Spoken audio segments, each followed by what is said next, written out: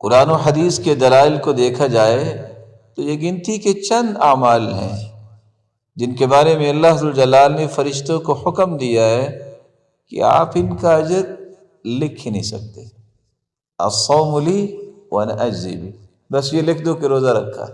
فرشتوں کے پاس کیلکولیشن کا کتنا بڑا نظام ہے، وہ کیلکولیٹ ہی نہیں کر سکتے کہ اللہ ذوالجلال روزے کا اجر کتنا دیں گے۔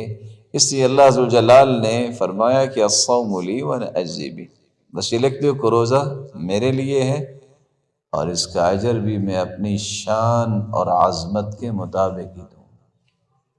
اس کی ایک جھلک حدیث نے بیان کی ہے جو صحیح بخاری اور صحیح مسلم کی روایت ہے، ما من عبد يصوم يوما في سبيل الله إلا بعد الله بذلك اليوم وجهه عن النار 70 خريفا۔ اگر 70 سال سفر کیا جائے 120 میل کی رفتار سے بھی تو کتنا سفر بنے گا؟ ایک روزہ، اور وہ بھی نفلی روزہ اللہ کی راہ میں کوئی رکھتا ہے تو 70 سال میں جتنا سفر ہوتا ہے رب تعالیٰ اس انسان کو جہنم سے اتنا دور کر دیں۔